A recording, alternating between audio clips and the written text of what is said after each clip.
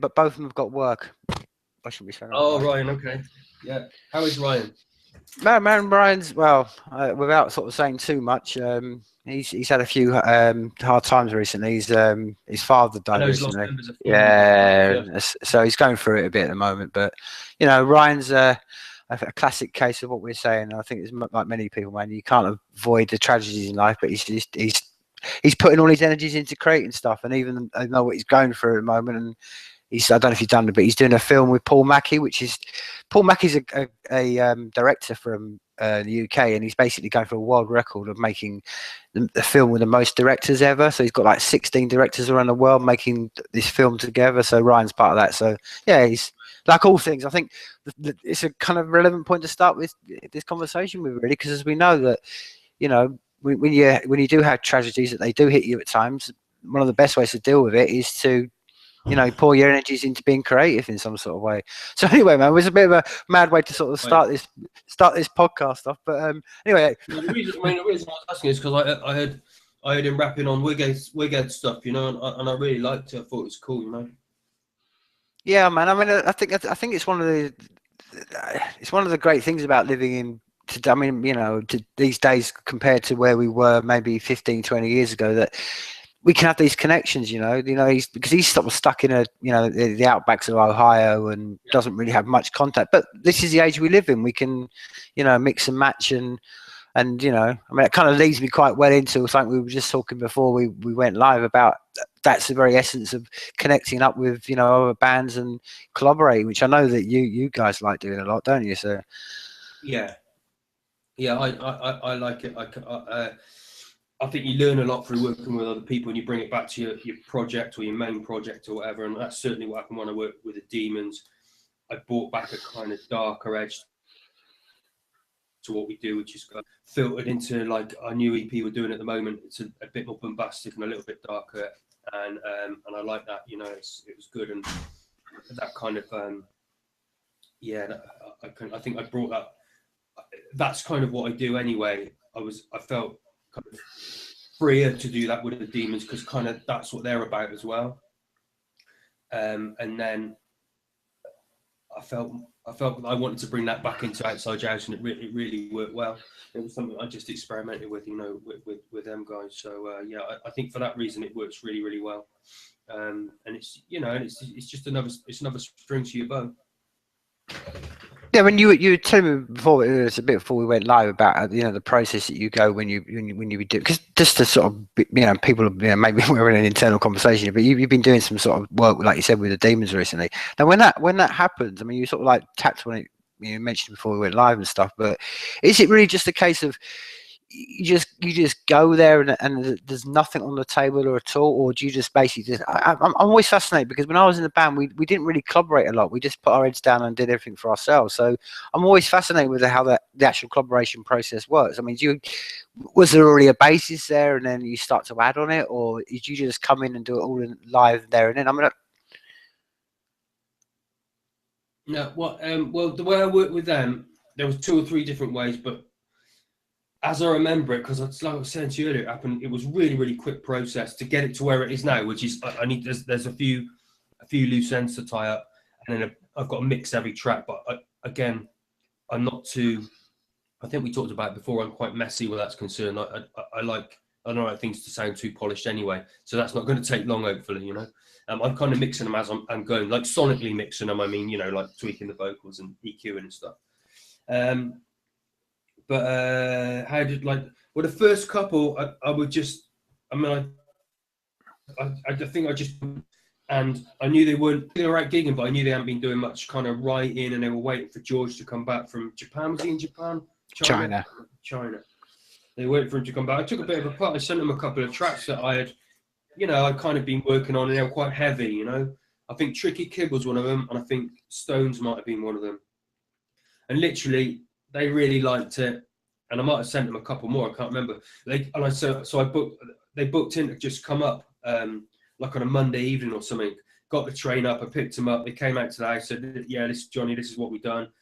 Hooked them up with a couple of microphones, and I think they did Tricky Kid and Stones pretty much straight off. they might have sent me a little demo that they did on that on the laptop of one of the tracks. I can't remember, but straight away we had like almost 2 tracks, and they had worked out like where they wanted things to come in and that. So basically, I was left to kind of cut it up again and kind of finish the kind of meat on the bones of their vocal parts. And I took some of their vocals and I sung bits of it again, you know, on a couple of those.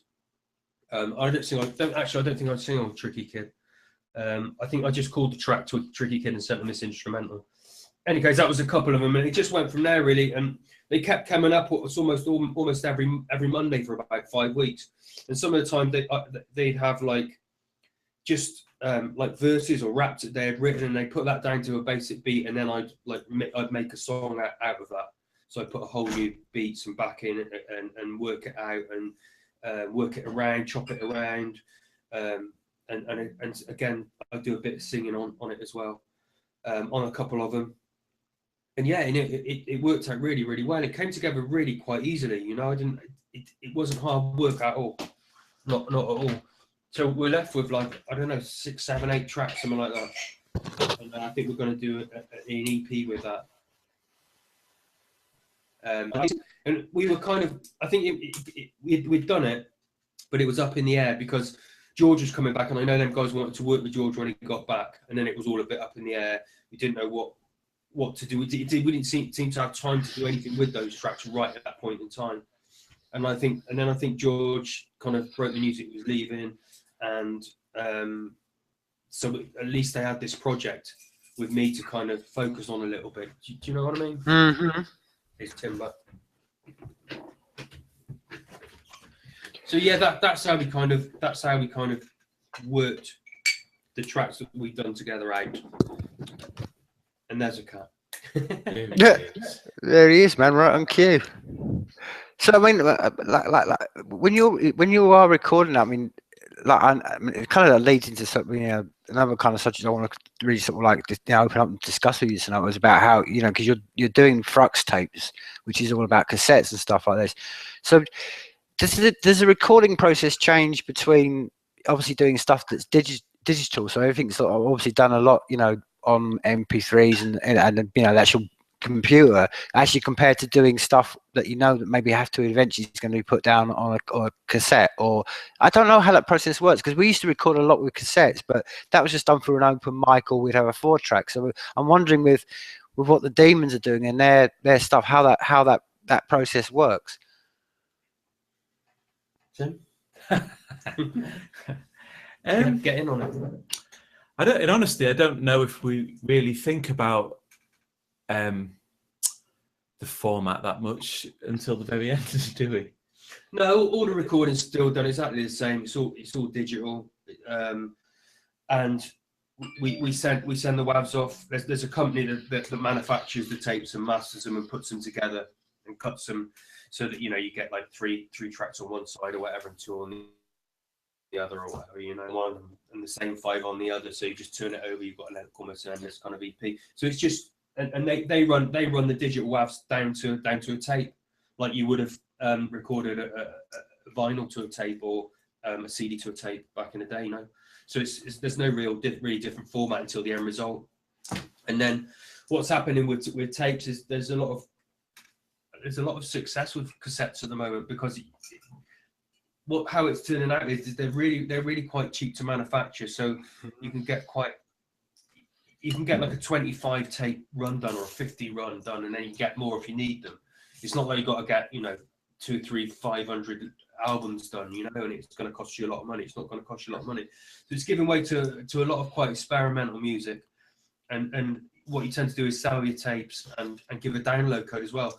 So like a buyer or a fan of the band or whatever will get something tangible, something really nice that they can put on the shelf, you know, and get a download code as well. So they get the best of both worlds, really, you know. And like with vinyl, a lot of people don't even play that vinyl. It just kind of sits on the shelf and looks nice, you know, but they get the download code with it. So I think that's the beauty of cassettes. And it's just a little leg up for bands to say there's somebody else that believes in us, you know. We intend to work with hopefully another few projects and bands in the future, you know. locally, hopefully in Durham, and maybe a little bit further afield. I don't know. We'll just see who comes our way, kind of thing. But it's just nice, I think, to believe in someone, to do that for them, and for them to be able to put out on social media. You know, somebody else believes in them, and hopefully, maybe, you know, bigger labels and bigger people will come along and say, well, they took upon on them. You know, maybe we should. You know, and I think that's the idea of it. You know, it's just a stepping stone and a scene, really, I guess. I think. Yeah, well, mate, I think it's all power to you for flying to cassettes, man, because it's, as I say, that was such a the very things you were just mentioning then was all the things that we used to love about it back in the day, that you could make, man, back in the day you could go and buy C15s, C30s, C45s, C60s, C90s, and you could almost have to fill the required time, which kind of made, you know, like you said, it led to more experimentation, because you were thinking, well, okay, we've got 15, you know, 8 minutes to kill, let's put a track on that's going to be 8 minutes or something. So I think it's really, you know, fascinating you're bringing this back, because like I said, I've always thought there's a really direct, tangible thing between bands and the audience, but it was like everything else. We got lost in this whole consume, you know, we've got to buy and move on, and we were sold, you know, mini discs, and then we were sold CDs, and, you know, and before we knew it, we were all digital, and it's all seems to disappear. So I think it's fantastic you're trying to bring that back. The only one I'd imagine, you know, again, because I took this from a bit of experience. I mean, I've got boxes full of cassettes, but it's trying to find places to play them anymore. So I mean, how you? I mean, is this basically what? There's an audience of people out there who've got old school cassette machines, or are they just going out to like secondhand places and buying them? I mean, where do you get these old, you know, the actual cassette machines from these days? I don't really know. I think it can be an issue. Some people do say, "Oh, I really want to buy your CD," and you go, "Oh, it's a tape," and they do say, "Oh, we haven't got a tape." But I think quite a lot of people that are into music will find their way to get one. But I was looking at one point about whether we would like sell Walkman with the tapes, you know, do a bundle. Mm. So I just thought, oh, you know, I'll pick a cut. You know, I've got a few in the attic. You know, we'll pick a few up on eBay for a couple of quid. But they are starting to retail at a fair price now. You know? The original Sony Walkmans and that, and the waterproof ones, you know, they're fetching quite a price on eBay now. You know, it's quite interesting, isn't it? Yeah, I mean, I've never lost the ability to play any format. I've got loads of tape machines, and I've got disc machines. You know, love me. But yeah, I think people are interested in it, and kind of going back to what you were asking before, I think although we don't change the recording process really, the very act of putting it down on a tape, it just is such a nice thing to listen to. My girlfriend's car's still got a tape deck in it, and just riding around listening to your own tape and the warmth that you get off it, it's you know, it's a nice thing, and I think that attracts people as well, you know, having that option. Yeah, I think if a few years back you'd have been saying the same thing about vinyl. You know, like, you know, everybody was doing CDs, and what do you want to put it on vinyl for? You know, and then look at where vinyl is now as a format. You know, everybody wants to put stuff out on vinyl again. You know, and we certainly, you know, that's what we'll build up to doing. And a lot of people probably got rid of their record, you know, turntables or whatever, you know, back in the day, didn't it? And last year I bought an old 70s, you know, proper old Dynatron, and it's been years since I put a record on. I put a record on, I was like, why the fuck did I ever not, you know, where did all that go? No, just wow, you know. And certainly when we got our tape and put that on, it was, you know, I almost cried. It was beautiful. It was just a thing of beauty. That tape again, you know, like it was like being a kid again, you know. Here's our tape, put it on, and to get a box of them all looking the same in uniform was just lovely. From a manufacturer, it was cared about, and it was done with some care, and it wasn't that expensive to do.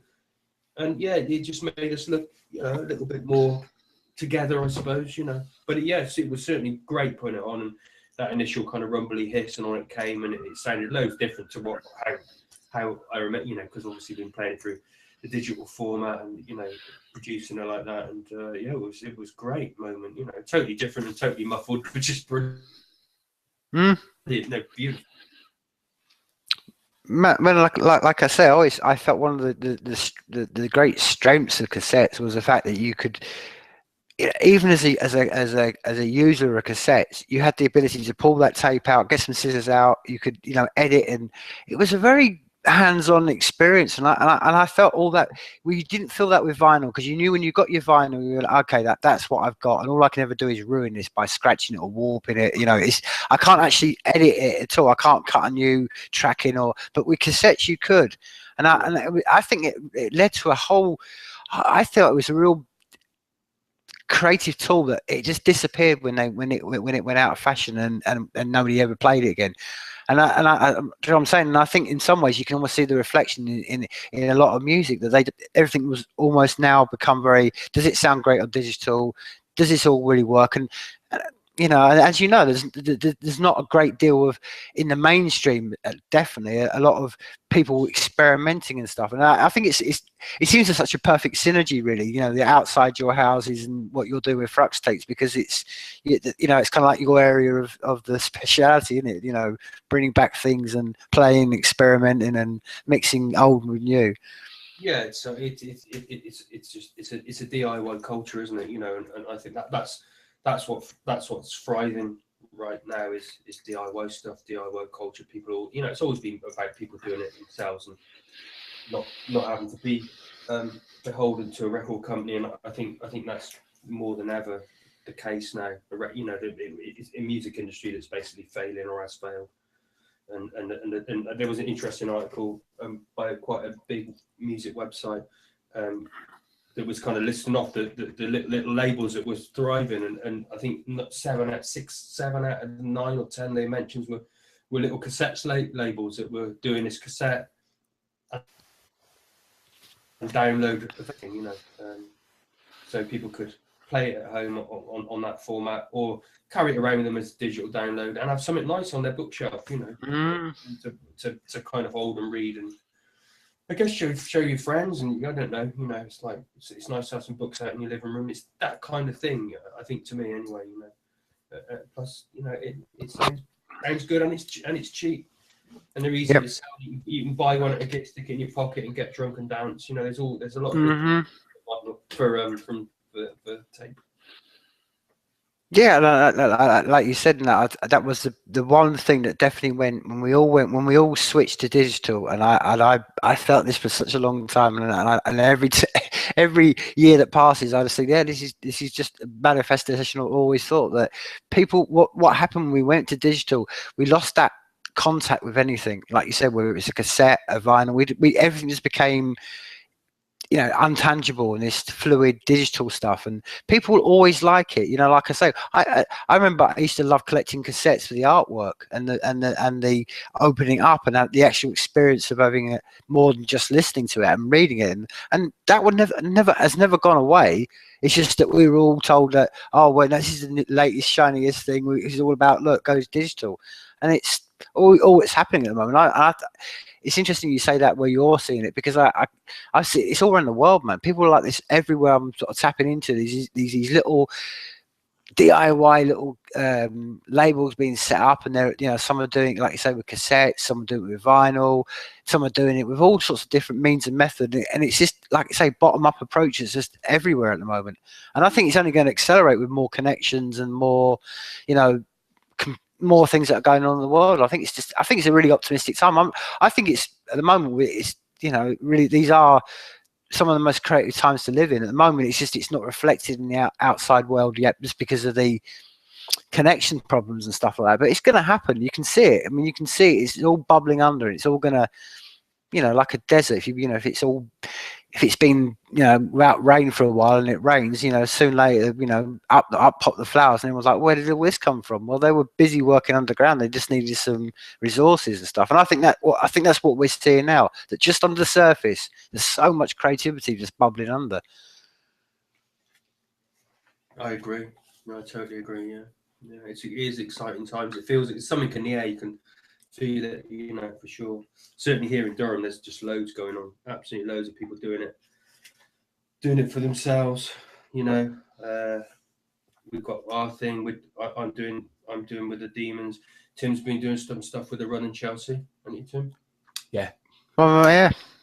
Yeah. You know Tom? I know Tom well. Yeah.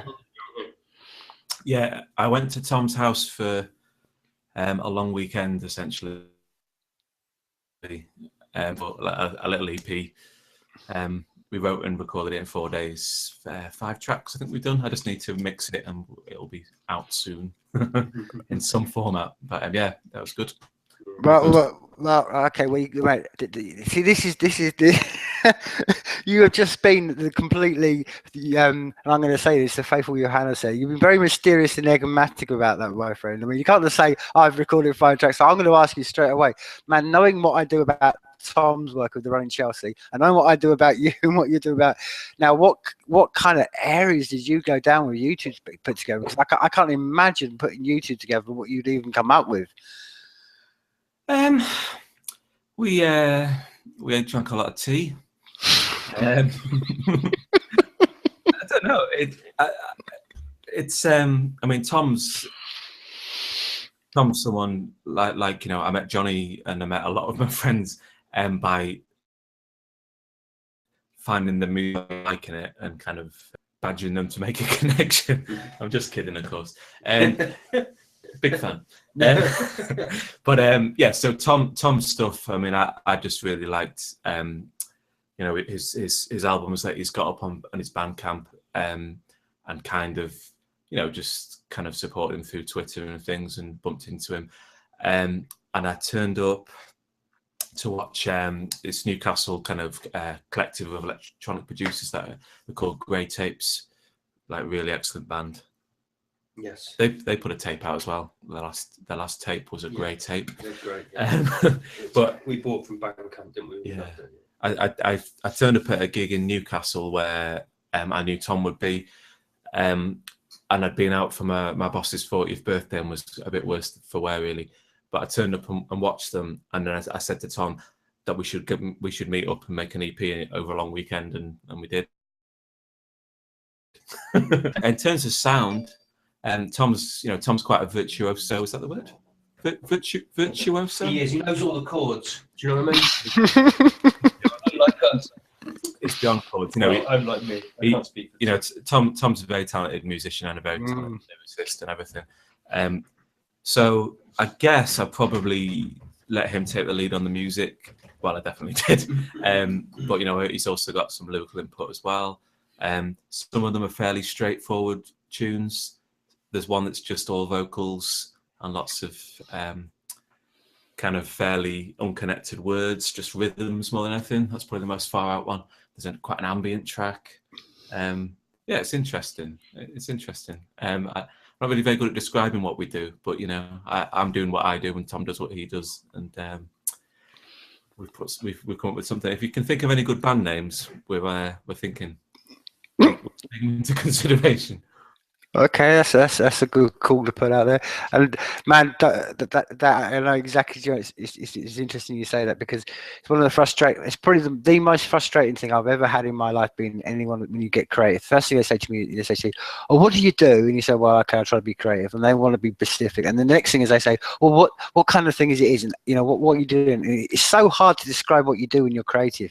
So I know exactly what you're saying there, my friend, because it's hard to pinpoint what you do. I was trying to sort of like almost trying to get to an area because I know he plays a lot with guitars and he plays some heavy stuff, and then he plays some really, I mean, you can go on YouTube and he's done some great experimental stuff with just him and an acoustic guitar, and I was just wondering, is that, you know, that's what I was trying to work out. Did you go heavy, or did you go kind of just, you know, acoustic guitar, or did you go electronic? That's just, I mean, I was just fascinated to know what kind of area you went down. He's got a baby grand piano in his house. Nice. So that features quite a bit. So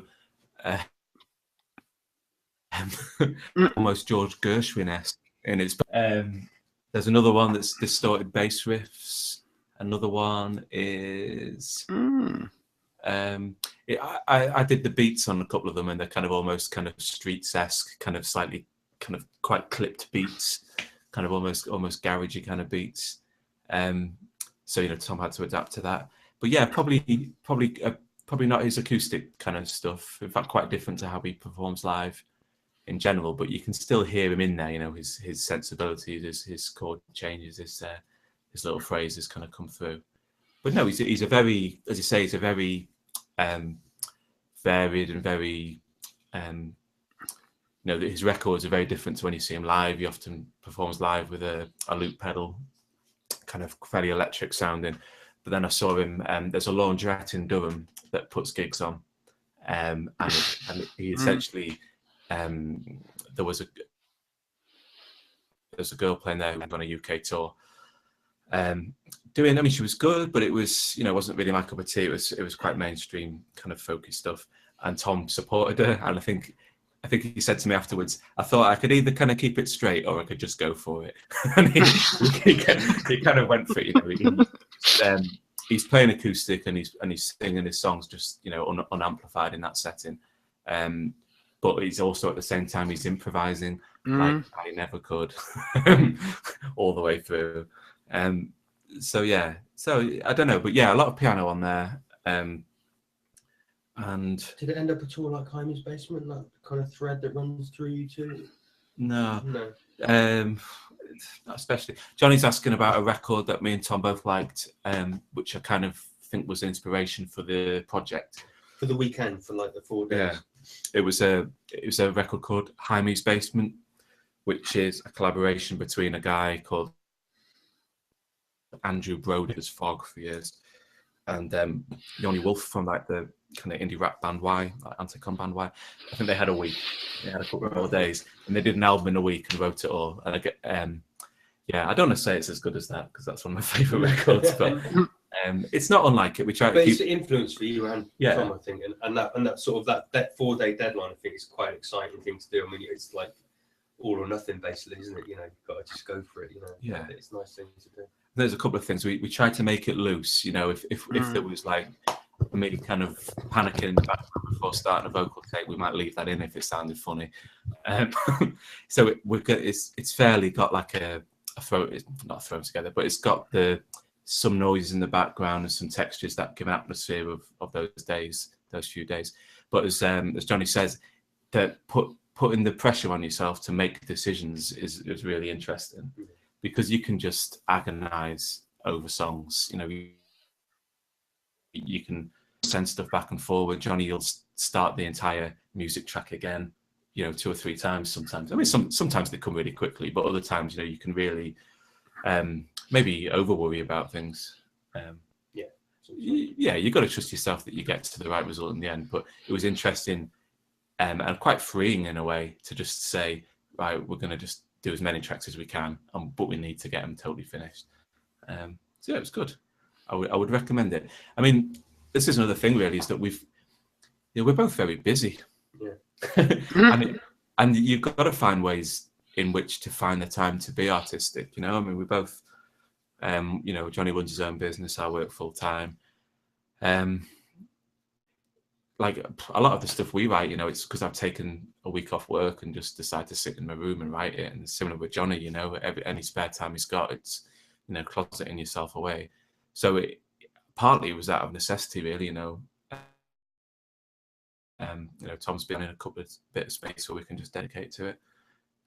It's interesting. Are you? So I was just going to say, are you planning to put that out, the stuff you'll do with Tom, out on Frux Tapes? I would like to, Tim. Tom's got his own label as well. The Jitski's Asylum. So whether we'll do a split release or whether we'll pull straws for it or not, we'll see. It's not totally. We'll put it out in some format. It's not totally agreed yet, but I would hope. I'd like that we'd get it on a tape through Frux in some capacity. Yeah, I'd imagine it'd be quite good, because I'd imagine what you're. As I can imagine, as I'm picturing in my head, it's almost suited for a format of cassettes, because I can sort of see a really big, long, open page. You can sit and read all your lyrics and pictures and images. I just think it would be a great thing to be putting out on cassette rather than just a digital. I mean, not that we're going to complain if it's just on digital, but like you said, I think it'd be a really a nice thing to sort of see it, on a cassette. So I hope that happens. I mean, going back slightly to the format conversation, I know people that buy tapes who haven't got a current tape deck, just because they know they'll get the download and they like being able to read the sleeves and support the artist and stuff. When going back to that, I mean, as kind of, I was, because before I think, sort of like, you know, on the subject of cassettes and stuff like that. I mean, you were saying earlier on that you obviously, Johnny, you were saying you're sending the stuff away to a company, and they will come back and then obviously give you a print run of how many you want cassettes. Does that mean now that if say you record, let's go back to ones you maybe you're doing, maybe you record 5 tracks and it lasts like 17 minutes and 28 seconds. Will they make the cassette, you know, 17 minutes and 28 seconds, or or do you have a certain amount of like where you have to play? Go on. You can do, so you would have it on both sides, or you could keep. Obviously, it's cheaper with tape. So our one worked out. Both sides. I think we had 6 tracks. For the what was the ones at Left Town? Yeah. And there was 3 tracks on the A side, and 3 tracks on the B side, or 3 tracks on one side, 3 tracks on the other. And it worked out in under 10 minutes a side. So it was the cheapest actual cassette you could get from them. But they cut it. To be the length of the longest side. Of the longest side, which you kind of try and make almost the same, don't you? Know, I remember buying tapes back in the day, and you know, one side would be slightly longer than the other. There'd be a moment, there'd be maybe 2 or 3 minutes of silence. But like we were saying, like there's some people that are doing it where they're putting the EP on one side and the EP on the other side, so it's just almost like an endless tape, you know. Oh, okay, yeah. So I mean, when you had your cassette day, I mean, obviously I had to view this from, like, you know, a distance away, and I was viewing it on Twitter and seeing the images, and it looked to be really, you know, quite a buzzy day, and a lot was going on, and it seemed to be quite busy and stuff. So I mean, you were there. I mean, how did that experience go down? Because obviously, again, we're talking about, I mean, we love our mutual love for cassettes and stuff like that, but I mean, this is the general population, and you're talking in a city like Durham, so it's not, you know, you're not talking some little quiet place. I mean, how did that go down? I mean, like I say, I saw the images; it looked really great, but you were there. Yeah. Shall I say something? You start, because you were there more than a day. I was driving around carting drum kits, and yeah, for bands and stuff. Because like inadvertently we become promoters as well. So we're kind of trying to sort out the evening gig at the same time. The idea, Tim, was like Si introduced me to Cassette Store Day when I come up with the idea of doing Frux Tapes with Tim, you know. And when I looked at the initial Cassette Store Day, I thought that would be a really good thing to do. Now, I don't know if you're aware, but in Durham we've got an amazing venue called Empty Shop, and it's above, in a kind of Victorian building, above some kind of restaurants and stuff. And it was above my old shop, actually, and that's how I know those guys. But it's basically an community arts centre, if you will. It's got a little bar in there, and the room's like a 60, 70 maximum capacity. So even if you get 30 people there, it's kind of buzzing, you know. And the bar's in one area, and the gig space is in another area, which is kind of like a large front room, and there's a couple of bay windows. It's on the first floor, and it's just a great kind of sweaty, really, really cool venue. The guy that runs it with his girlfriend Carla and Alice, amazing. Like, you couldn't get anybody better to run a venue, could you? They're just so accommodating, really enthusiastic for anything that goes on, and really supportive of Durham's really quirky little DIY musical community. That's really kind of, some of it's quite well known and some of it isn't. But anyway, going back to it, the idea was, because we had this amazing venue that we could use to do something that was we could call it Cassette Store Day, but it was actually to pull all the people in Durham doing projects. So, for instance, we had Frux Tapes, we had Lugubrious Audio, which is our friends Gareth's little tape label. We have Rockin' Horse. We've got there are local rehearsal studios, and they're really, I mean, like a really, really good studio. They're in an old Rockin' Horse factory with like 4 rooms and a recording studio. And we always get the best room, don't we? But it's like a really good PA. It's not damp, horrible basements. All the gear works. There's drums and PAs in every room. So there's them. We had in Records, who have got Shitwife and Knuckle Dragger, Dave Smith. I'm sure you'll meet him. Lovely guy. he's like a local he's a local record label basically. You want to talk about Dave? Yeah, David's in a band called Dennis, who are also on his label, Sapien Records. And Dennis describe themselves as pit pop, because essentially they've got the colliery band from the local, from Horton Spring, I think.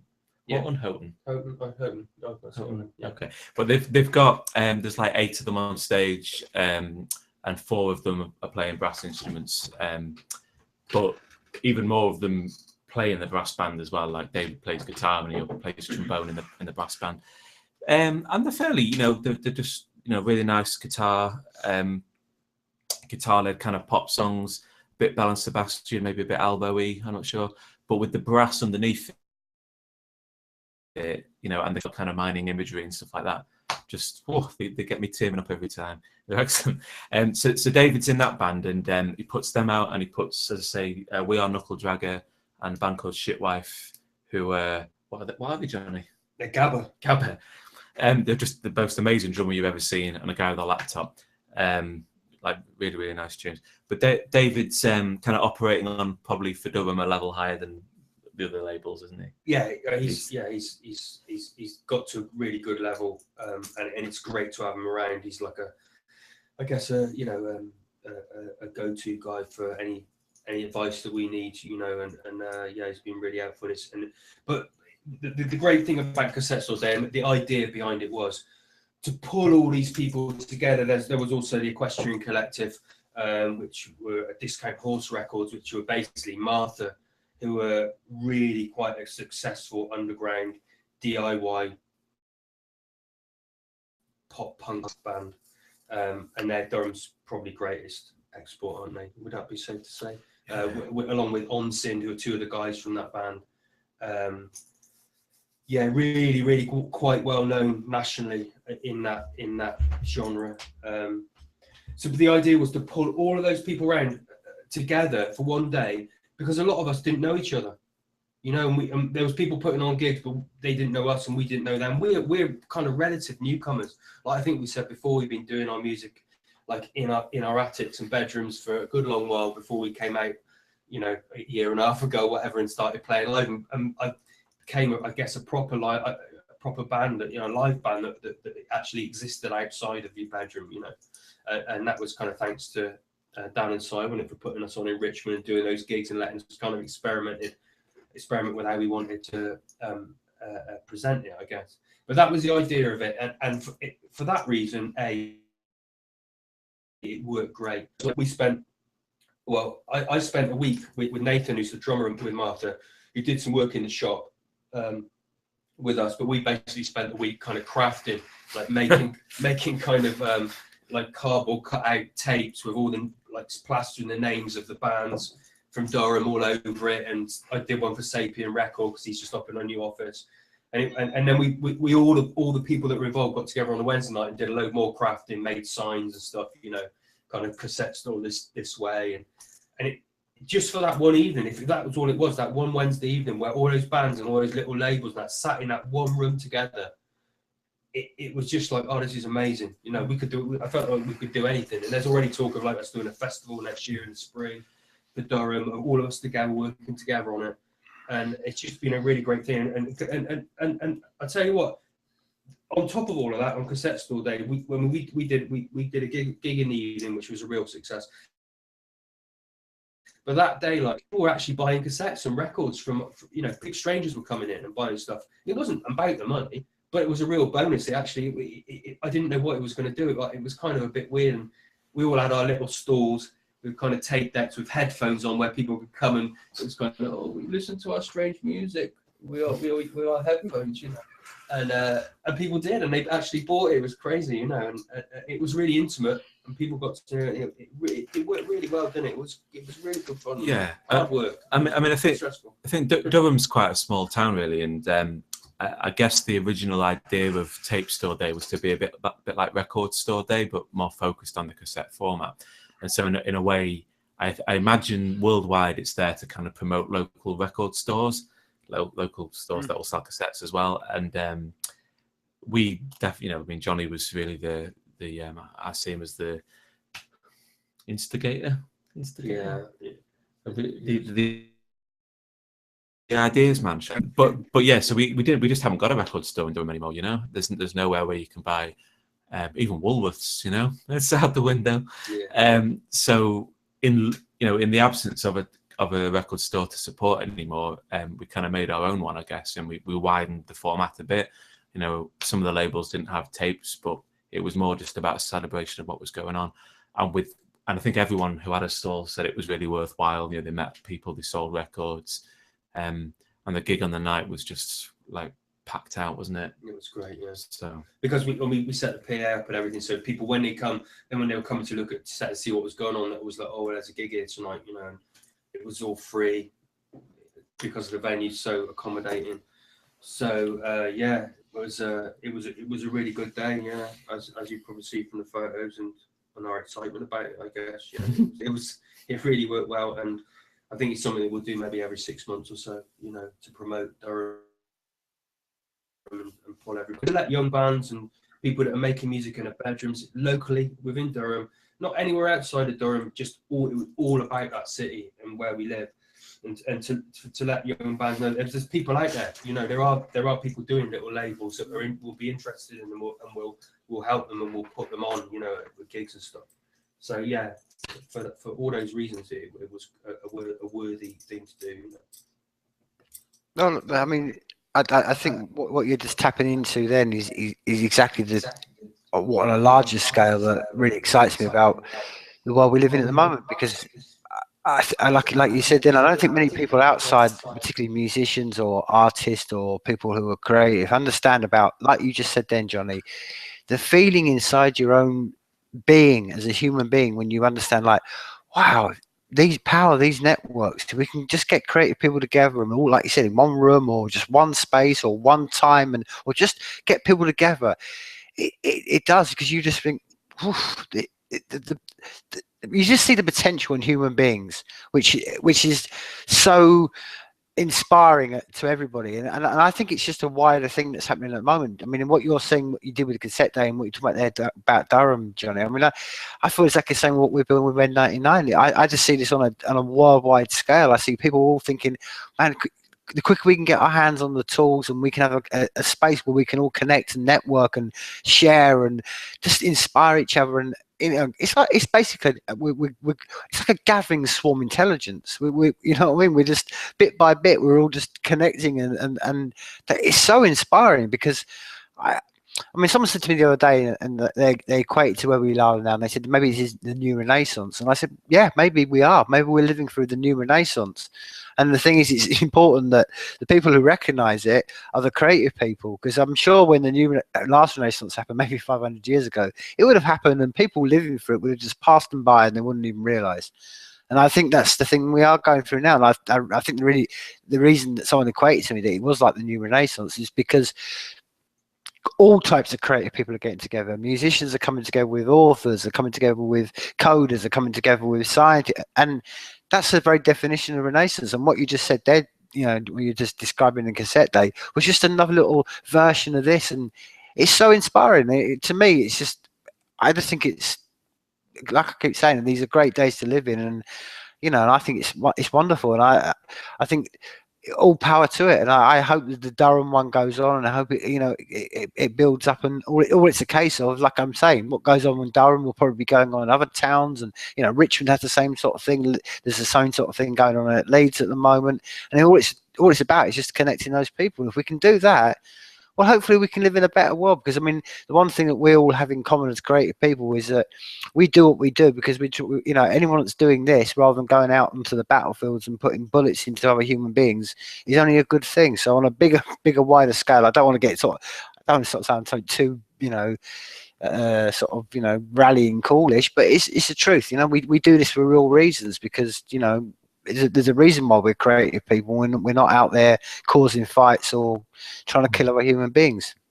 Yeah, I mean, I agree in general that we're very lucky. You know, I'm constantly, you know, appreciative. I don't know who I'm appreciative of, but that we live when we do. You know, even if we lived 30, 40 years ago, you know, in the grand scheme of humanity, we're so much better off here. You know, we're so much more free in the society that we live in, you know, to live in, you know, with whatever sexuality you've got.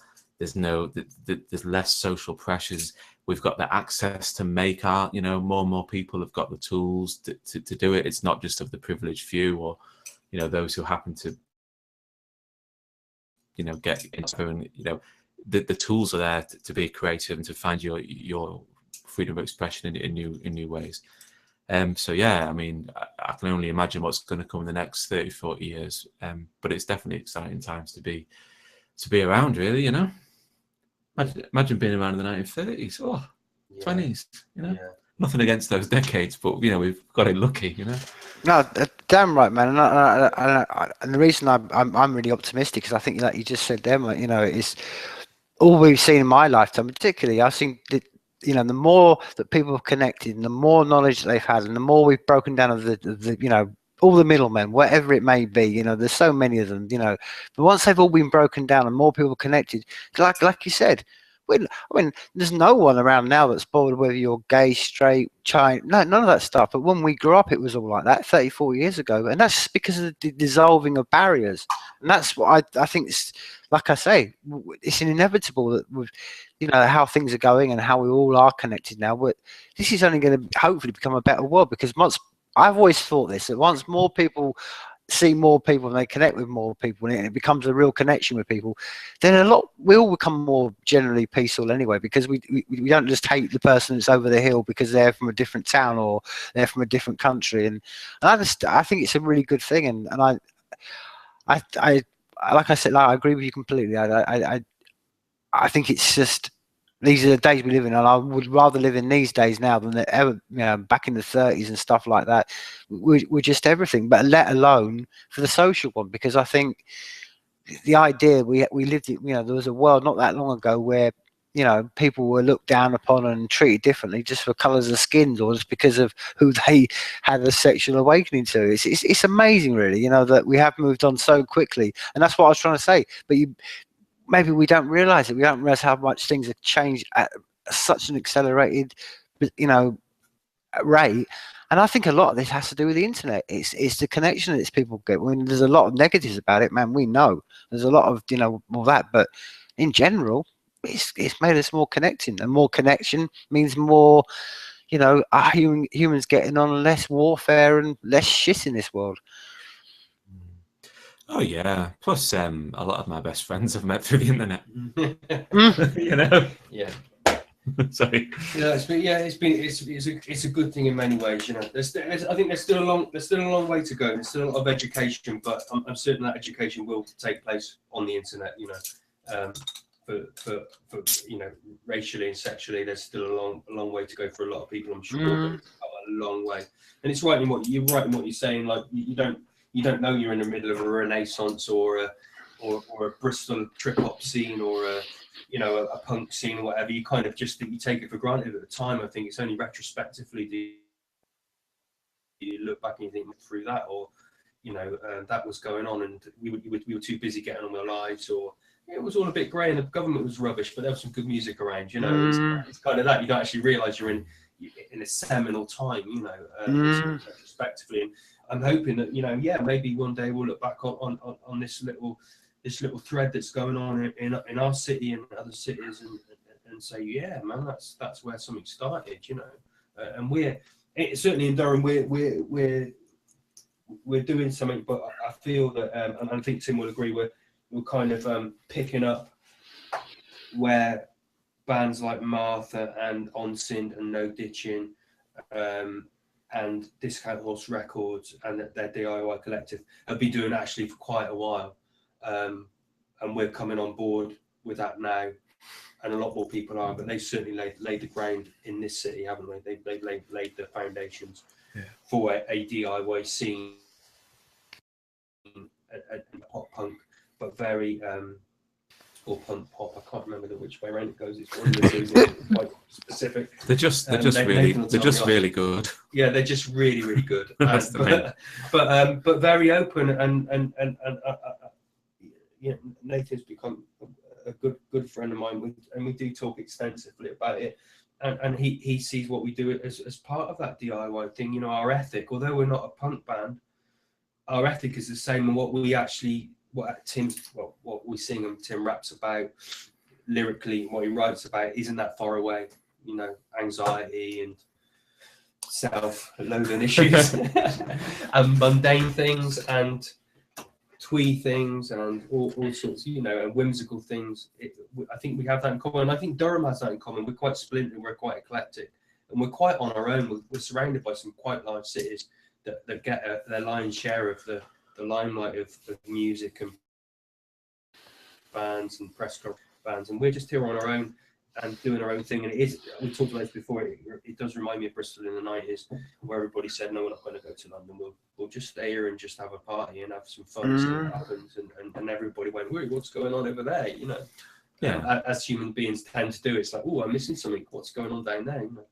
So I'm hoping that's what's going to happen here. Yeah, I mean in general, the Northeast as a wider region, you know, plenty of people in that area have been very supportive of us. Like Narc magazine, it's like a Northeast kind of publication's been good to us in various ways, and lots of, you know, great bands have been very nice to us. They have, and promoters in Newcastle are putting us on now, and aren't they? Which has been really nice. Which has been another step on the level. But it's nice to kind of build something in Durham as well, and have, you know, kind of be associated with it. You know, they think of us and they think of, you know, what's going on in this city. Yeah, I mean, in many ways we're ideally placed for the Northeast, aren't we? Yeah. We're equidistant to Newcastle, Sunderland, and Middlesbrough. You know, love Middlesbrough. Yeah. If anyone out there is in Middlesbrough and wants to give us a gig, save us. Yeah, we'd like to play in Middlesbrough, wouldn't we? Yeah. Stockton. Got a soft spot for Middlesbrough. Yeah. Well, you were mentioning that obviously you're working on some new, you know, new outside your houses stuff. I mean, when you're hoping to drop that stuff and release? Well, Tim, I'll fill this one if that's all right. Yeah. Right. Hey, we've got the graph. Where's the graph? Can you show me the graph? I'm not get angry with him. It's a Gantt chart, Johnny. Gantt chart. Sorry, I didn't do that business MVQ for nothing. We've got a Gantt chart. Like, we made a plan of when to release it. You know, rather than just dropping it, we thought we'd we'd do it right this time. Well, just try and think about it a bit more. Do a video. You know, try and get a bit of to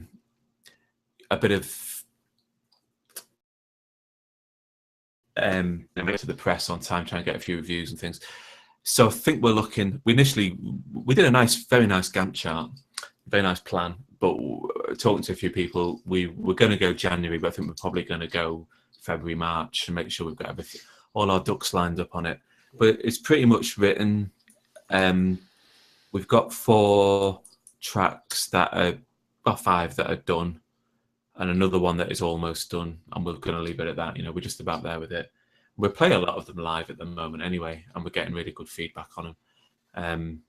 Probably a bit different, a bit more progressive again. Probably earlier on, I know I was out getting beer, but you were. I heard you before we went live. You were talking about Johnny's EP with the Ceiling Demons, and I think a lot of the production on the new EP kind of came out of that phase when Johnny was making that EP with them. And so there's it's a bit more raucous in some aspects. Yeah, a bit more bombastic, like. Yeah, working out what we're doing, Tim. And I think you've got to keep doing that all your life, really, haven't you? Got to keep working it out. So it's quite different to the last one. Probably more words. Probably more. Probably closer to. Not rapping, am I? Still not rapping. Yeah, you're rapping. I'm getting closer to rapping, Tim. I'm getting closer. There's more words, and they've got more structure to them, and sometimes, despite myself, they rhyme a little bit. You don't get a certificate from rap school, but you do get for me to say, yeah, man, you're a rapper now. But yeah, a few of them. I mean, we just get bored of the old stuff when we were like playing live, so we're playing about 4 of them on our set anyway at the minute, and they've been getting really good feedback. I'm excited, Johnny. I'm excited. Yeah, our gigs have, I say it ourselves, but our gigs have been. Well, I have zero expectations whenever we play, and people, you know, they seem to make a special effort to come up at the end and say, you know, man, I don't know what that was, but I really love it, and we've sold some tapes and some t-shirts, and yeah, people seem to really be able to connect with it, which is really interesting and rewarding, rewarding, you know. I mean, when you saw us live, sorry, didn't cut you off there. When you saw us live last Christmas, Tim, oh, that was the worst gig of my life. I made mistakes and I acted like a dick and got down on myself, you know. But I think since then we've come a lot more seasoned. We have, yeah. We're a lot more confident live now. We play a lot more drums and stuff, which is good. But yeah, we enjoy it. We come to that point where we're playing and we're not quite so nervous and we can enjoy it, you know, enjoy doing it. And a lot of people, that's another thing that people have said to me. It looks like you guys are really enjoying it, and we are, you know. Well, I certainly am when I'm up there. Yeah. Last two in particular. Last 3, 4. I've really enjoyed doing, you know. Yeah. We've been working on our stagecraft, Tim. Working on the stagecraft. Yeah. You've got some things, Tim's been using some, what do you call these? Maybe cue cards, maybe? Cards. Oh, brilliant. So just because obviously I want people to know what I'm singing about. So that's the one, can you see that one? I don't want, what does that one say? My poor grasp of science. Yeah. Poor grasp of science, yeah. So we've been using that as the songs go, so people know what it's about.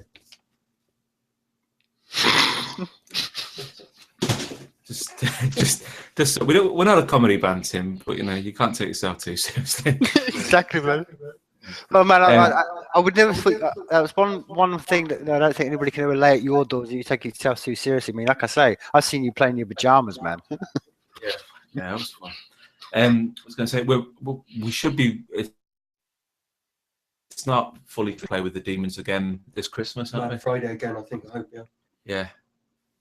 Like a repeat of last year's gig, really, in Richmond. Either Mad Friday or Mad Saturday. We're waiting to get confirmation. Either way, it'd be a mad time. That'd be good. Looking forward to it. Well, like you're saying, you got a gig that come up in December in Durham as well, December the 5th. The Empty Shops thing. Yes, that's with the aforementioned pit pop band Dennis. So it's David who's Sapien Records. It's his office launch party because he's just opened an office kind of in Empty Shop itself in the venue. So yeah, should be good. Yeah.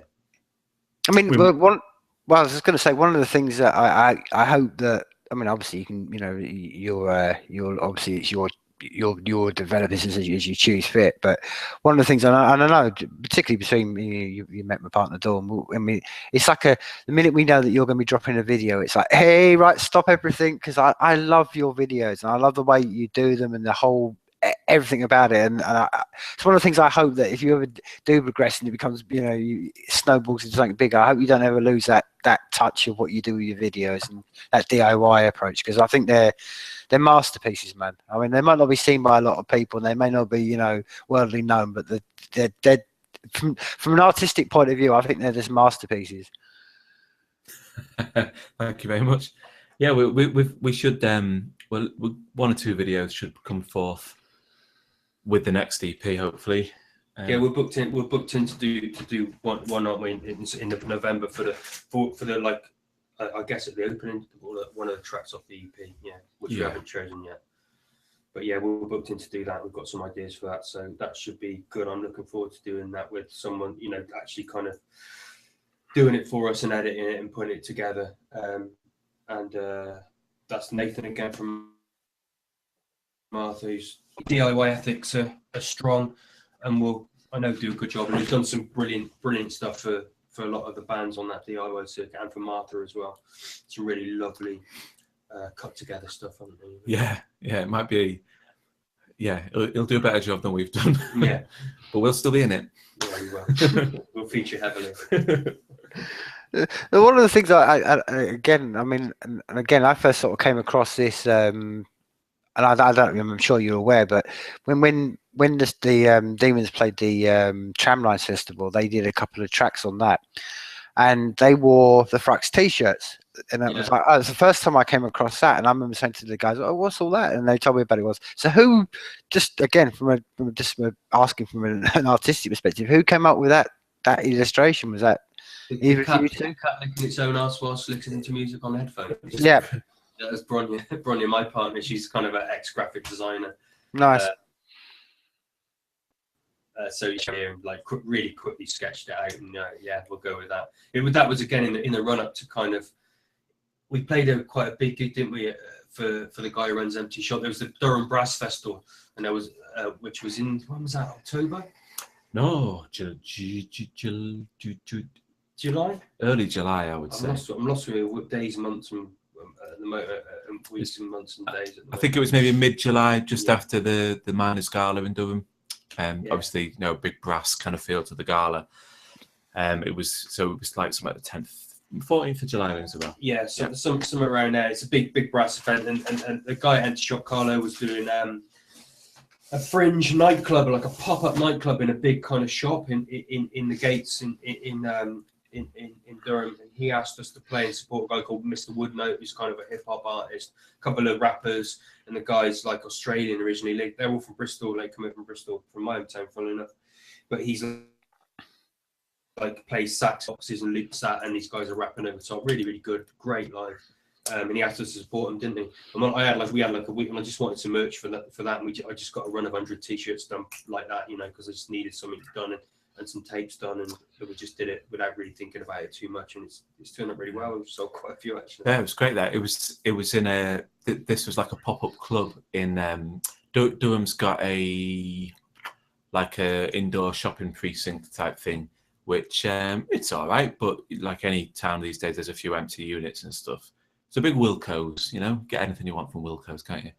And it's got a few good stores, but it's awaiting redevelopment, and you know, because of that, there's a few empty units, and so yeah, this pretty big unit got turned into a club for like 4 nights. It was superb, wasn't it? Oh, you know, just brilliant. like a bar made out of crates and yeah, fantastic lighting. It was an amazing PA, beautiful stage. You know, they really to make it an incredible kind of night space for bands and for people to come, and we were really lucky to be asked to play that and to support Mr. Woodnote, and it was just great, wasn't it? You know, and that was a really, really great gig for us. Mr. Woodnote bought a couple of t-shirts, didn't he? He did. I gave him a few as well, because they were lovely. You know, again, with everybody we played with, we tend to get a really good camaraderie with them, don't we? With the other bands on the bills, don't we? Yeah, I'm just trying to think of if there's any exceptions. I don't think so. We're not naming names if there were. But yeah, no, and we seem to make a lot of friends along the way. You know, obviously with the demons and stuff. But yeah, that was and that was it. Again, another great thing going on in Durham. You know, and to be part of. But in answer to your question, yeah, I've got them just done really, really quickly. Yeah, I'm really pleased with them. It's quite an iconic little image. You know, and we used that. We ended up using that for Frux Tape. It was originally for Outside Your House, with Keep It Whimsical written over okay, the top of it, which is kind of our motto. But we ended up using it for Frux Tapes, you know, because it was just kind of so good, and we just needed something, you know, something iconic for our little Bandcamp page and our tapes and stuff. So yeah, going forward, it's our logo, I guess now. Yeah. Well, as I say, it's a really strong logo, and I mean, again, I mean, I'm not surprised that people have bought the t-shirts. And I mean, are you selling them in your store? Do you get to sell them, you know, to the general public? But we've sold most. I mean, I've given a few away when people like them, you know, their friends, because I want people to get used to subliminally get used to that image, you know, what is it, you know. And it's a cat, and people buy them just because it's a cat. They don't care whether it's Frux Tapes or not, which is another great way of just getting the name out there subliminally. You know, I guess we're being quite crafty about it, but you know, it's just an image that people want to buy, I guess. You know, so they're getting us and people, you know, noticing Durham and what's going on here. Just like say subliminally, and we don't charge. They're only £5, you know, so we don't charge a lot. But the money goes back in, and hopefully that will pay for the next run of tapes for what Tim does or what the Demons do with me or whoever we come across. There's a few things going on in Durham that I'm really focused and want to put out on tape for Frux, you know, and just do that initial 25-50 special limited edition, sell them, you know.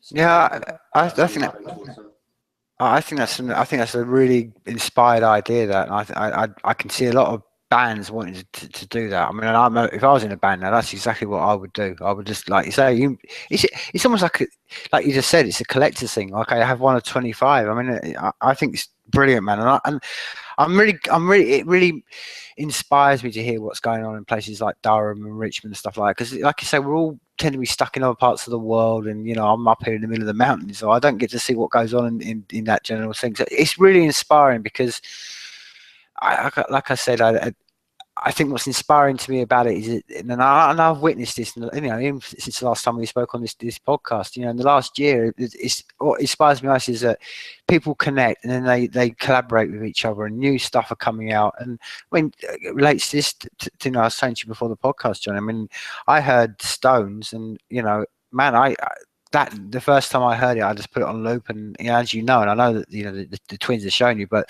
out came that picture, and this is what I love about the times we live in. That creation, go on, mate. Absolutely brilliant. I love it. It really summed up that track. I really love that picture. Yeah, I would like a copy of that for my wall, definitely. I really, and everybody I've showed it to just loves it. There's something really dark about it, but it really works. It's really striking. That's what I'm saying. You find this, and I think you find this that when I think you find that the like-minded people always connect with each other, and I think the witness of what you're talking tonight. I mean, the very fact that, like you said there, Tim, earlier on, you were having connections with Tom, and that doesn't surprise me in the least, because I think like-minded people do find each other. But the thing that beyond that is that, I hashtag it a lot, that music inspires art and creation inspires creation, and that was the perfect example of that, because I'm glad, I'm happy that you say that about that image, because it was, everything seemed to synergize around that tune at once. I mean, I drew that image, kind of knowing what was going on with them guys. The tune represents it, the lyrics do, the reduction of it does, and it just sums up one moment in time so perfectly. And it just sums up what I'm just trying to say. It's this whole idea that that's all come together through collaboration and connection, and it was just a great, inspiring thing to do. And this is what the whole of the essence of being creative and trying to build up that creative network of people is just trying to say, this is what happens. We can all inspire each other and bounce ideas off each other, and then you're left with all these legacies. And like you were saying earlier on, Johnny, we look back at in 10 years time and go, oh wow, look at what we did. But in the moment as we're living now, we because we're so busy, as Tim was saying earlier on, we're so hectic with what's going on, we don't stop and look around and have a breath and go, look at all we've made, and I'm sure you two guys are the same. I mean, I'm sure you're like me. You don't ever go back and sit there every night and come home and watch your old videos or listen to your old tracks and stuff. But maybe sometimes it's good to do that, because it's.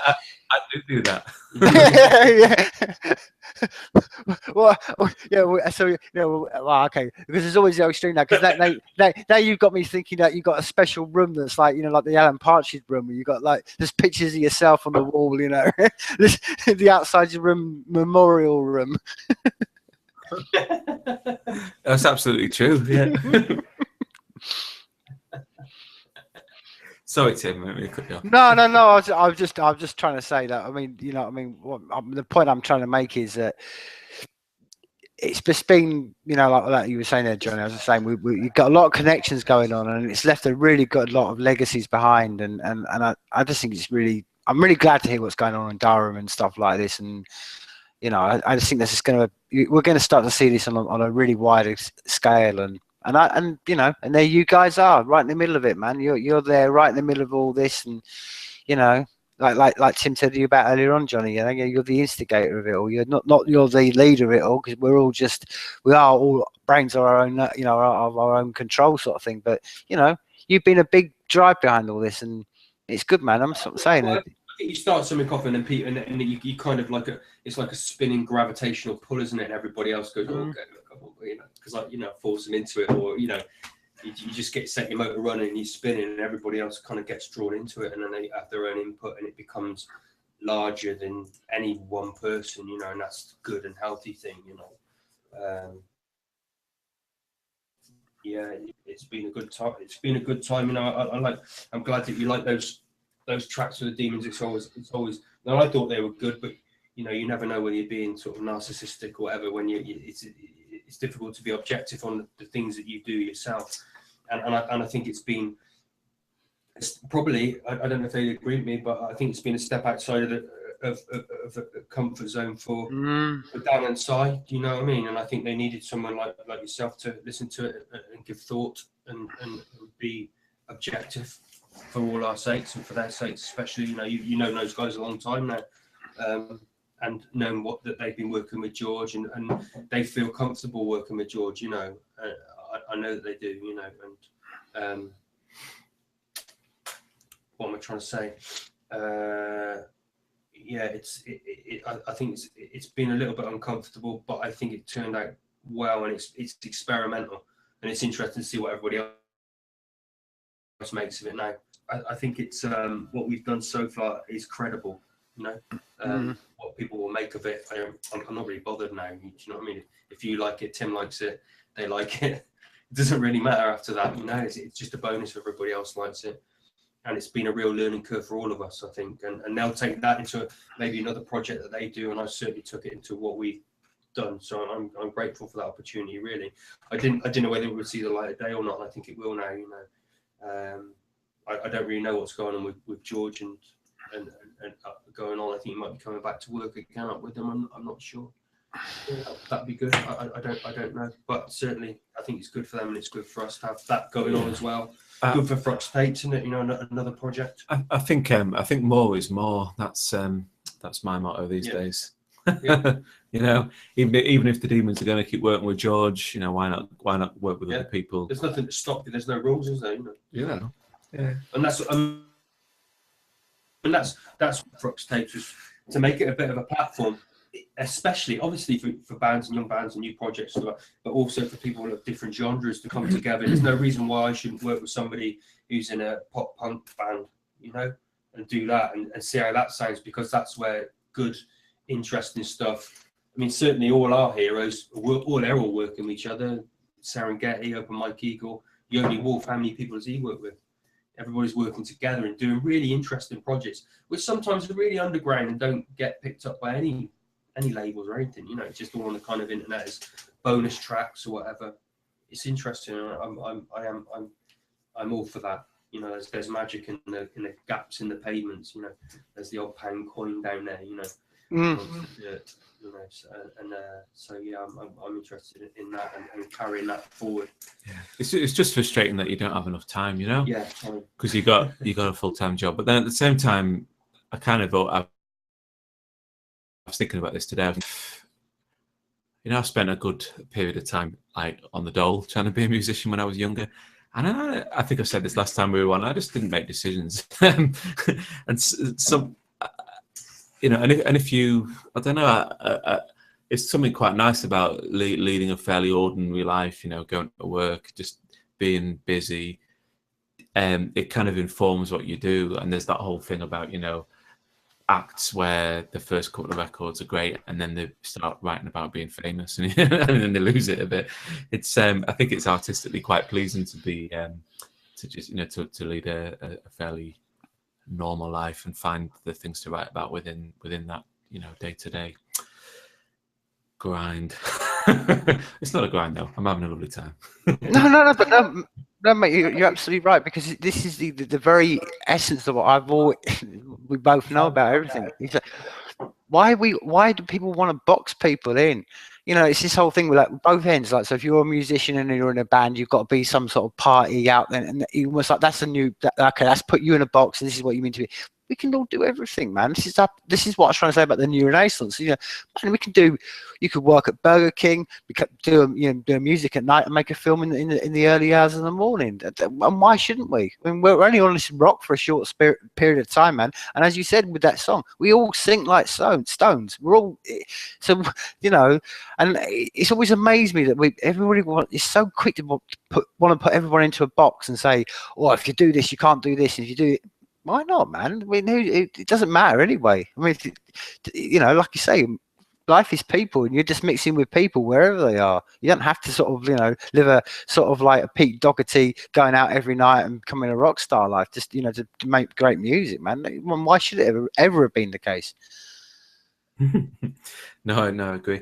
What was I going to say? I was going to say some kind of a joke, but.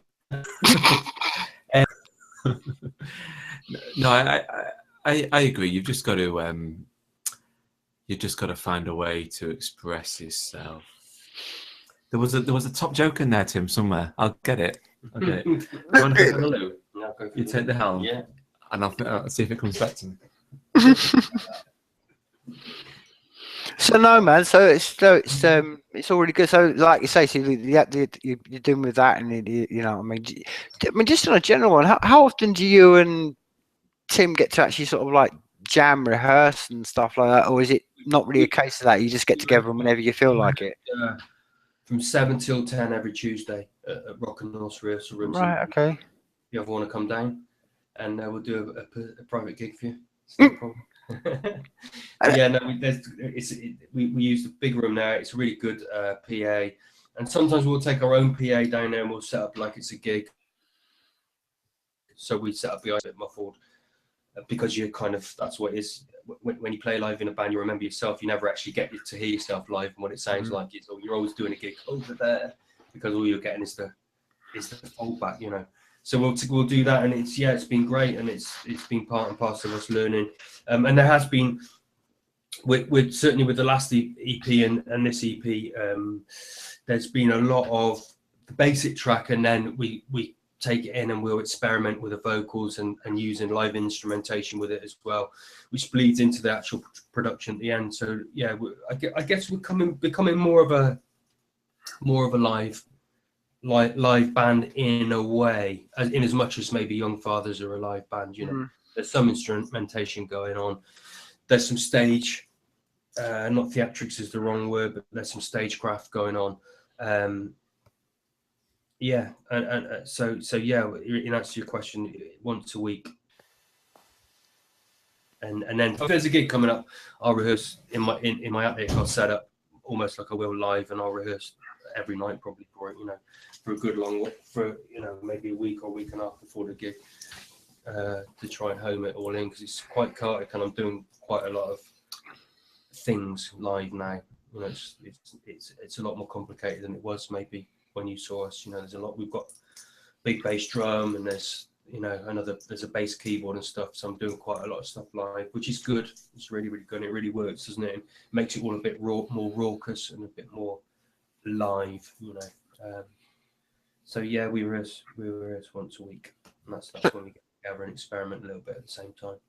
So I mean, do you get to, you know, I'm trying to sort of, because I've never been to Durham in my life, so I'm trying to sort of picture this whole, you know, the empty shop and the experience you're talking about. I mean, for instance, would you, if you like some like the brass band you were talking about earlier on, would there be an opportunity for, like, what, you know, you could get some of them guys to come in and record live with the outside your houses? I mean, is that kind of, am I kind of on the mark with what that's the feel of what's going on at the moment down there? I mean, or is that something that would interest you? Would you, you know, you interested in putting other musicians in to sort of record bits for you, or are you just sticking with samples? We have talked briefly about, you know, getting people in, you know, to add stuff to it, and that might be somewhere we go in the future. But so far, really, I think most bands kind of, you know, record and keep their things fairly separate. There's not been much kind of cross collaboration. Whether that'll change in the next year or two, I don't know. Not for us. Well, obviously, we've been collaborating with other people, but for Outside Your House, it's been fairly just me and Tim. Yeah, fairly straight. Yeah, it might be somewhere we can go. It might be somewhere that we enhance our live performance with, maybe one or two other people on a few tracks. I don't know. I really don't know, but YouTube, I mean, who knows, you know, we're growing, aren't we, with every track? I think we just grow a little bit more. Yeah. You know? I mean, it's always been a dream of mine to have a brass band that just follows me around, you know, in the greengrocers, you know, be a beautiful thing. But I think I need to get to know them a little bit better first. Yeah. But, you know, I'd love the idea of that. But I think you don't really want to force it too much, do you? No. Don't force it. No, we don't really make plans like that, you know. We don't make plans. But as far as Frux Tapes now, yeah, there's a lot of people I want to do stuff with, and I'm sure Tim feels the same, you know, and experiment free ourselves up and learn about ourselves musically, you know. And I think for me, the more music I do, the more time I spend doing music, which is time that I don't spend thinking about problems with my business, lack of money, my own mortality, anxiety, and I spend time thinking I need an extra bit for that, you know, and that's really healthy for me. You know, I go up there.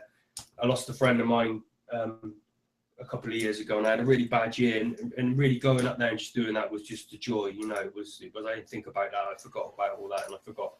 You know, I convinced myself that I had something wrong with me, and I didn't in the end. But that's how bad I got. You know, after watching somebody get ill and pass away with cancer. And, you know, I think it was a form of depression, but doing that, I don't think about any of that. That just goes for those hours I'm up there. If I'm until 2 a.m, or I'm up there for an hour, and it's amazing what you actually get done in an hour. I think sometimes I'm more, if I just throw it in an hour, you know, I'm more creative, if you will. But yeah, that's the beauty of it. I think, to be honest, that's why I do it. And also that I absolutely love now playing live, and I really enjoy it. No, I mean, and it is hard. It's hours and hours and hours of boring, monotonous for Tim, mixing, writing lyrics. You know, but being creative can be a little bit monotonous, but it is rewarding, isn't it? In the end, isn't it? It's always reward. Can I ask, pumping gear and all that around and all those things, but you know what you've been. Can I ask you something, Tim? When you're painting, do you find that you have a particular time of day or particular kind of things that set you up to be more creative? I mean, I know myself, if I'm doing music, I'm really pathetic. A lot of people will stay up till 3 in the morning and do mixes and do, you know, and write. But I just need to be awake. I need to have a day off. I need to have a Saturday where I just get up and I've got the energy. Do you find with painting that you know, particular periods of the week, the day, you know, particular things line up for you, or is it not that easy to predict? Well, I think in general, I would say, I think the most important thing, and I think this is true, and I've spoken to a lot of, you know, in the last year on this podcast, I've spoken to a lot of creative people, and I think it's the one common we all need time, like you just said, Denton. We all need time set aside to do it, and I think that's the one thing. So. Yeah. And that's one of the reasons I moved from Leeds, which is you know, I live right in the city centre, which is and I was just bombarded with noise. Even though I had a studio, you know, I was just bombarded with noise and people knocking and people want you, and you just don't get to do anything. So it's amazing when you just take yourself away from people, how much creativity flows. So if you'd asked me that question, what I'm trying to say in a long-winded way, if you asked me that question maybe 2 or 3 years ago when I was living in Leeds, I would have said, well, nighttime, because it was less. I had more silence, more time to myself, so therefore I became more creative at night. But now moving away and just shifting away from and living more in a country sort of setting, it doesn't really sort of affect me so much. Now I just tend to, and as I suppose in all things, I don't even try to force it. It's just when things arise, they arise. A lot of what when I'm painting and stuff like that, it's two things. It's music really inspires me. I mean, I know a lot of painters like to they love to paint. I'm so inspired by music, and I think there's a two element of, particularly with creating when you do artwork, is half of the element is actually just soaking in life, and I think it's a really big thing about just going out and don't worrying about things and just soaking up everything else. But when you're in the moment, like you were saying with music, it's having that deadline and going, right, especially particularly with painting, okay, I've got to get this done, and you know, I've got to get this done, and having a deadline to it. And music is a really great one for that, because I can kind of know, I can get lost in music, and so much of my artwork is inspired by, for me, I know when I look at it, go, okay, I know what I was listening to at the time, and it affects what I work. So just in a very long-winded way, I'm trying to say, I do generally find most of the creative periods for me, on a general one, tend to be, if I was going to really micro scale it down, would be anytime when I'm near sleep patterns. So when I wake up, I tend to be very creative, or just before I go to sleep, I'm very creative. I don't know what, I think there's something about that when we enter that whole world of sleep, which we go into for 8 hours. I think there's something where our minds just loosen up at the beginning when we wake up, or when we're about to enter it, that just makes us a bit more kind of more inspired to be creative, rather than when you're midday and, like you said, you're walking around Tesco's looking for your baked beans or whatever. Yeah, it's an interesting answer. Yeah, I can feel that. I feel like when I wake up, I've got a bit more creative energy about me, like the first couple of hours, and maybe when I'm at night, I maybe have my best ideas, but I just can't execute them, or maybe if I'm doing a mix, I can hear things, but I can't really put them right. So I just have to write it down or make a note if it's really late. But that's interesting. I also love the kind of fringes of sleep, that moment where you're not really sure exactly where you're waking up, and the room spins and it locks in and tells you where you are. I like that. I sometimes sleep with my pillow at the other end of the bed just to encourage a bit of that feeling, where the hell am I?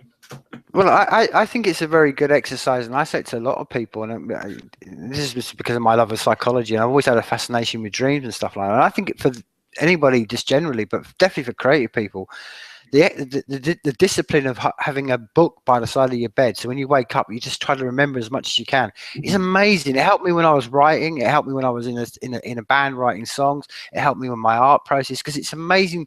You just scribble like a few things, and at least like you said, you're just tapping into there, Tim, at least you've done something for the day. Because I think one of the things that was the greatest stone that was released around my neck about being creative was the idea that I almost had to force it, because I think the real true element of creativity, it can just pop up at any point, and you're like, oh, and you have these bursts of energy and creativity, and it all comes out, and then you can maybe go a week, 2 weeks, and it's in the period when you're not doing anything. It's like I say, to me, it's almost like a Zen discipline of trying to work out, okay, I'm not going to stress about this and feel I've just got to sit in front of a blank paper and write words or write an image, and and getting stressed by that. So you've got to learn to go out and enjoy life. But equally, you can't just sink into this enjoying life too much and give up the discipline in what you're doing. So that's the discipline, I think, that the life that we live as creative people, because we unless you're one of those really, really fortunate people that, you've made it to the point where all your provisions are carried for, the rest of us have still got to bring income in. So you have to buy your life, don't you?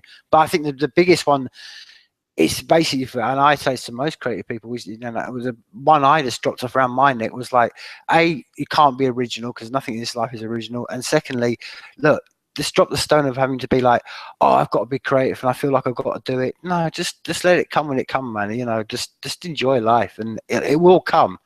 I'm sure it's the same with you guys when you do music. I mean, you'll have periods when you're like, oh, I haven't written anything for 2 weeks, and then bang, you'll have like 4 tunes in a night. Yeah, absolutely. You've got to take time to relax and enjoy, what you've got in life. You can't pursue your artistic endeavors to the point of closing off that. There's times where you do go, I'm not coming out tonight, I'm not seeing my friends because I want to get, X, Y, Z finished for the band or whatever. But you've got to balance it, haven't you?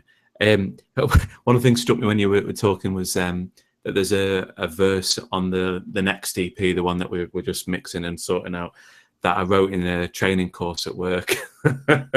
And someone at work asked if they could have a copy of the notes, and they photocopied it. And as well as my weird illustrations that disturbed him, he was like, are you okay? You've written all this stuff on the back. And I was like, just don't worry about it, Dave. Don't worry about it. And that's ended up in one of the tracks. But yeah, it just, your mind wanders and suddenly you get a few ideas. And as long as you make sure you record some of it down, that you can always pick it up and put it together later like a jigsaw.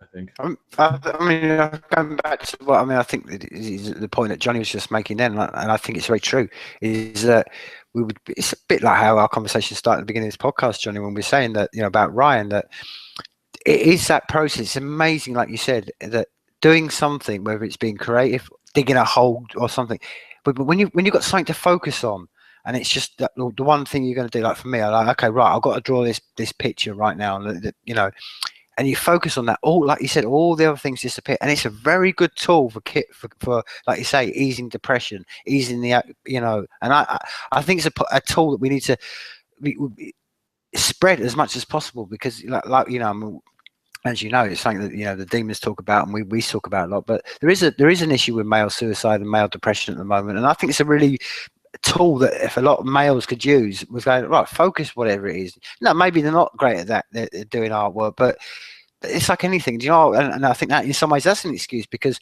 I wasn't born naturally great artist. You know, as much as someone isn't born a great pianist, it's all about the effort and work, and that's what the great thing about doing. You learn something. You go, right, I'm going to put myself into this space for the next 2 hours, and I'm going to learn piano, or I'm going to learn how to mix and produce, like you said, and it's such a powerful tool for us as human beings, and it's amazing what it does to, like you said, because I was the same, Johnny. I've been through depression, I've been through those low moments, and it's what got me through. Was like, okay, I'm going to focus, and I'm going to, you know, put it into something. It's a very, very empowering thing.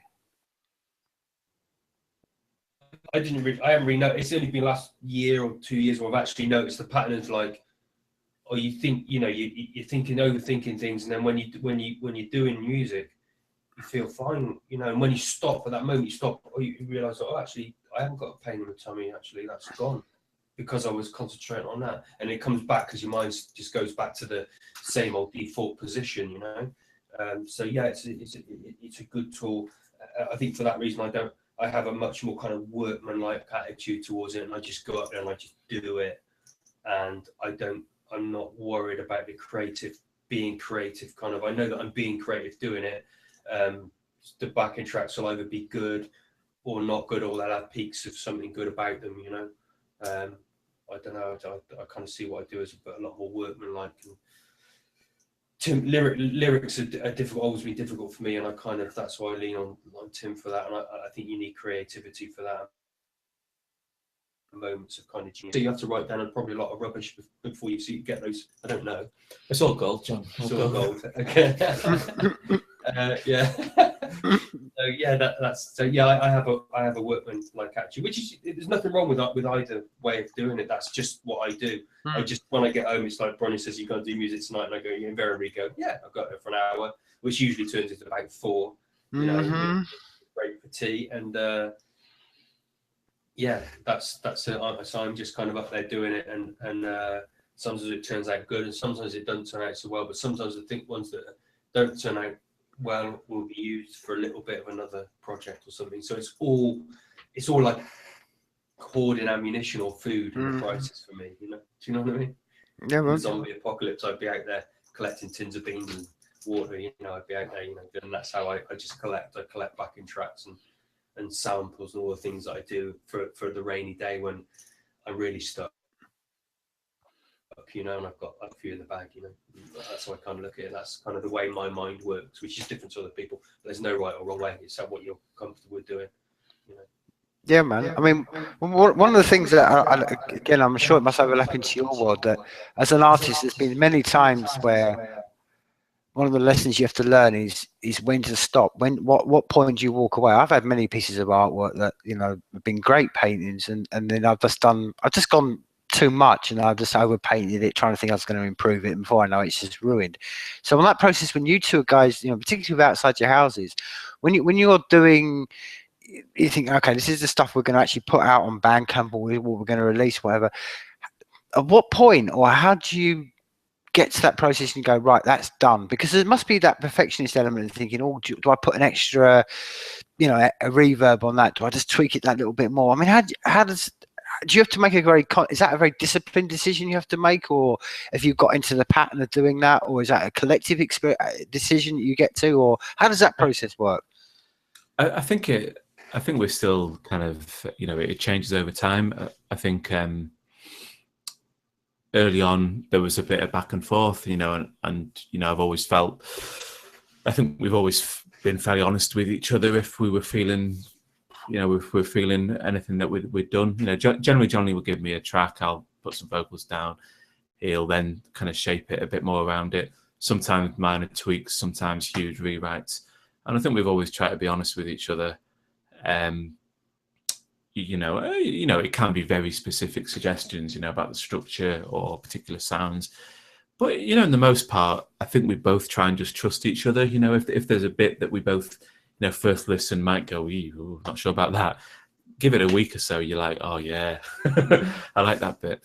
And I guess the main thing that's changed is that we tend to start, although we are like a bedroom band, we tend to start rehearsing the tracks at a fairly embryonic stage, and often you get more of a feel for that live. You know, we might decide, oh, I think we need to come back in and add an extra chorus at the end, or we need to put something. You know, you get a bit more of a feel for it like that. But generally, we tend to be in pretty much agreement, you know, with each other's suggestions, and it depends. You know, some of them are done like that, you know. Moist Breaths, pretty much. Johnny gave me a backing track. I wrote the words to it. Johnny completely rewrote the backing track, but first time it was just finished, and it's never changed since. But then some of them have had, you know, a few rewrites and that. Some of them I really, really struggle with, but I've pursued, and yeah, it's like you just wonder if it's ever going to happen, you know. But then you kind of suddenly something clicks, and it's like, oh yeah, you know, I know it now. But I think as to a shut off point, I think I've learned to accept that they're never ever finished. You know, there's always something you could have done better when you look back, but then you've got to have a cut off point, and it's like, yeah, that's good, you know, and you learn to live with it like that, don't you? But I'm not saying that's rubbish, you know. It's a difference between it being rubbish and good, but there's always going to be things that you feel personally you could have done better, worked harder at, made sound a little bit better. But you know, a lot of it's not neither here nor there, because that's what you hear. Somebody else listening doesn't hear all those things. They just are presented with it and like it or don't like it, or indifferent towards it, or love that bit or whatever. But they don't hear in your head what it could have been, or do you know what I mean? It's just, for them, it's finished. So I try and hear it through that person's ears, you know. And it's like, yeah, we need to just put it to bed now and move on to the next one, which will end up like that. You know, you need to put it to bed. Could have done that bit better, but it's good. You know, that's fine. You know. Yeah, I mean, it was very strange working with, well, not very strange, but lovely. But it was a different kind of thing working with Tom and being in the same room as someone writing stuff. Whereas working with Johnny, we just tend to, well, we do work completely independently, but you just learn to trust each other. Really, you learn to kind of, I say, be honest, but also trust that other person. If they're saying, I think that's pretty much done now, I think we're happy. We're generally saying that at the same time. You know, when that happens, that reassures it. Yeah. Obviously, you know, I regularly come home and listen to my own music from the past. But maybe working collaboration is easier to finish stuff somehow, you know, because you have that reaffirming, you know. If you're just doing stuff by yourself, I certainly found that I just never finished stuff. Or even if I finished it, it never felt finished. But the fact that there's someone else telling you it's finished kind of helps, I think. Yeah. And you've got to finish it, yeah. There's somebody else relying on you. Yeah. I'm alive, Johnny. Well, I suppose that there's the one difference between being what you're doing with creativity and what I'm doing with creativity. I mean, that's the difference. When I do a painting, I don't have the ability to go out and, you know, change it when whereas you do. You get to go out there, like you say, and play live. But then I suppose you're always, I've always thought it must be a nightmare being in one of them bands where you've stepped into it and you kind of go, right, this is the formula we're going to follow, and you get to a point where, and I've been to loads of these gigs where people want to hear exactly the same tune played note for note as it was on the album in 95, and it's the band that are sitting up there going, oh, come on, that was 20 years ago he wrote that, and they want to play with it and experiment with it.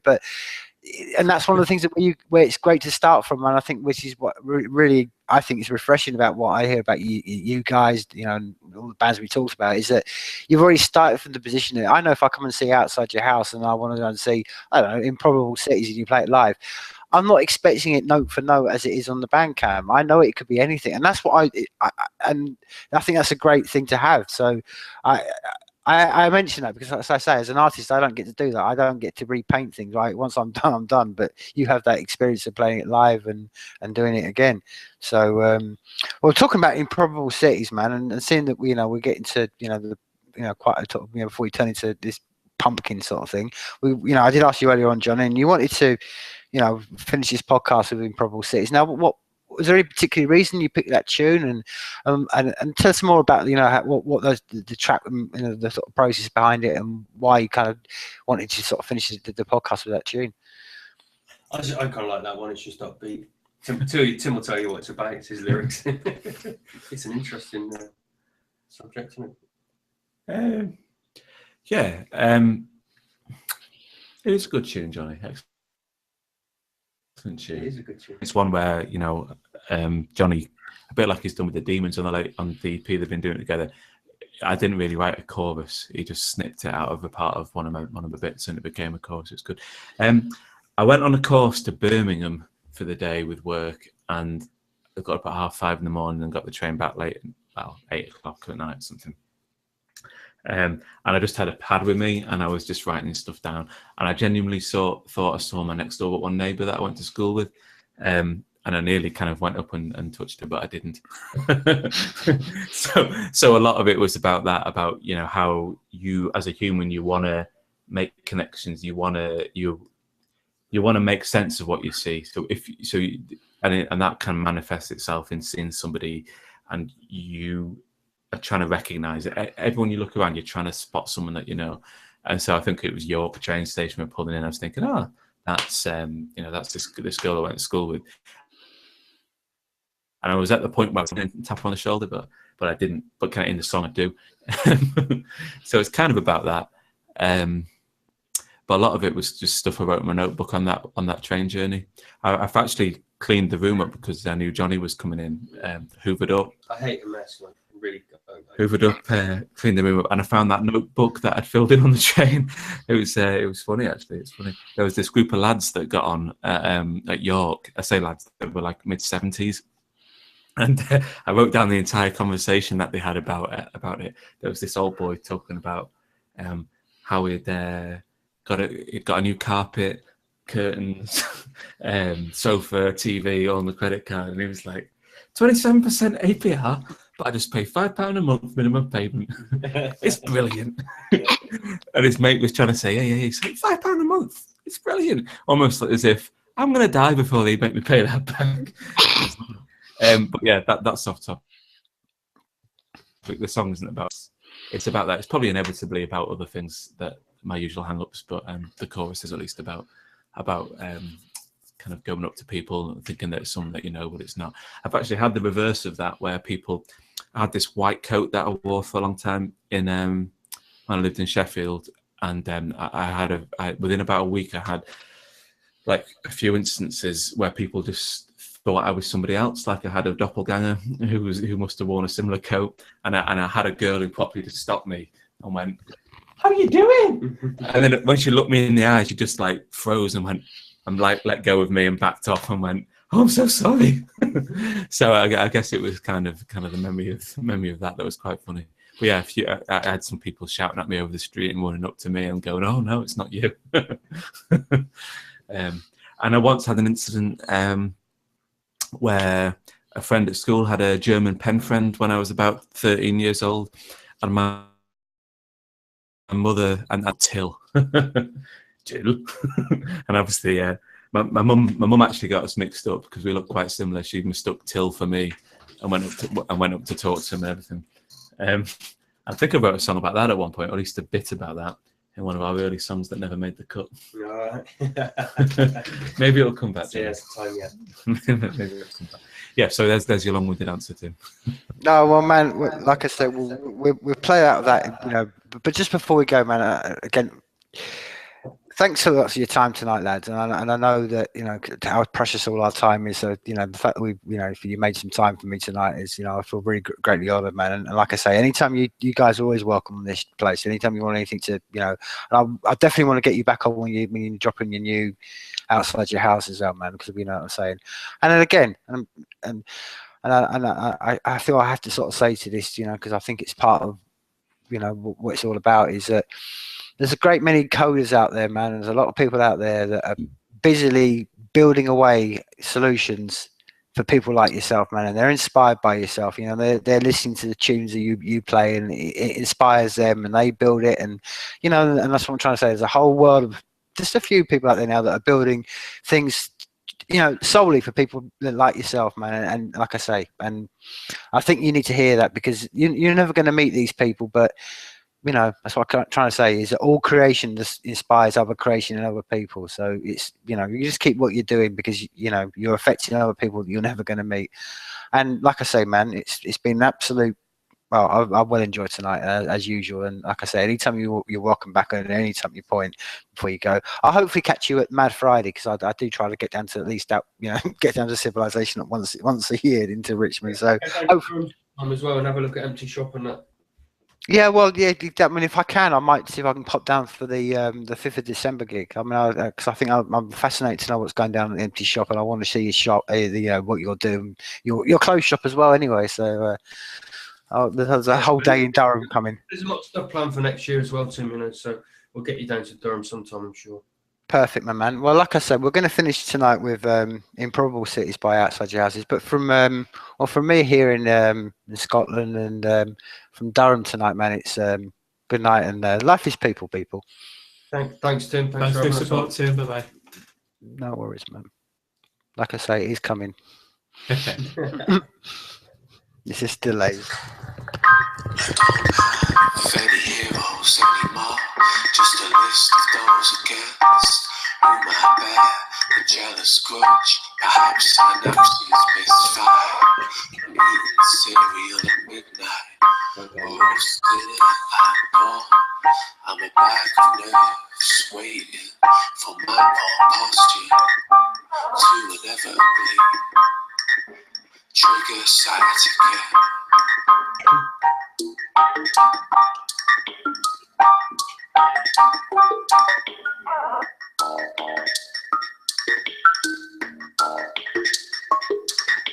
Seeing the faces of primary school classmates on the streets of improbable cities, though they always morph into someone else. Right after I've touched them on the arm, mostly it's the ones who left town. I'm longing to see the most. Said she'd keep in touch. Nobody keeps in touch. Said she'd keep in touch. Nobody keeps in touch.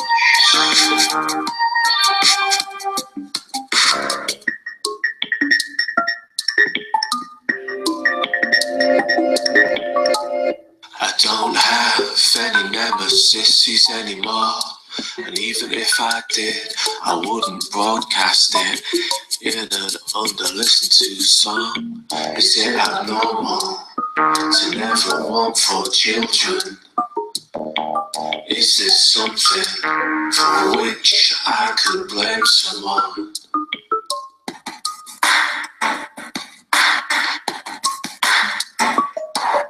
Seeing the faces of primary school classmates on the streets of improbable cities, though they always morph into someone else. Right after I've touched them on the arm, mostly it's the ones who've left town. I'm longing to see the most. Said she'd keep in touch. Nobody keeps in touch. Said she'd keep in touch.